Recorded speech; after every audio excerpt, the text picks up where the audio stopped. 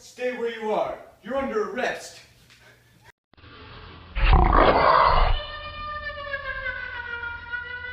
Rifkin, hold that cat down. Yes, sir. You're under arrest as well. Did you poop in the corner?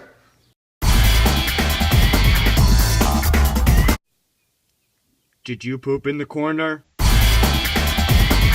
So here we have the kitty's dilemma, also known as the prisoner's dilemma. These are the options that are two cats faced with the same charge of pooping in the corner of Cole's house. And their two options are to snitch on the other cat and remain silent. You can see here that if they both were to snitch, they would both face a medium punishment. You can see that if one were to remain silent and the other one were to snitch, the one who would snitch would go free, and the one who remained silent would get the maximum punishment.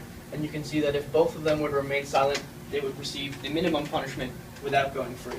So here we have two cats faced with the prisoner's dilemma of what do they do, what is the other person going to do. Here there is no dominant strategy because the entire grid is symmetrical. Each cat faces the same options with no way to get the better option depending on what the other person does. Alright, so here is our second example of the kitten's dilemma, aka prisoner's dilemma. Here we're going to be showing you examples of dominant strategy, which is when there's one option better for each cat, in this case, no matter what the other cat does.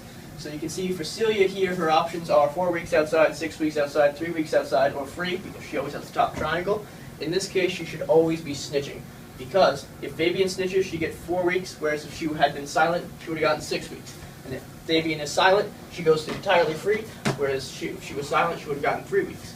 Same thing here goes for Fabian. He should also be snitching, because if Celia snitches, he would get 2 weeks, as opposed to 10 weeks if he were silent.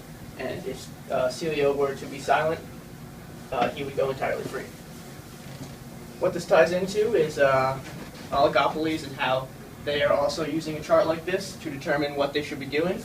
Time out. We have opportunity costs here. If Celia were to pursue her dominant strategy and snitch, she is risking losing her minimum sentencing and risking getting a moderate sentencing, but she's also losing the chance of getting her maximum sentencing.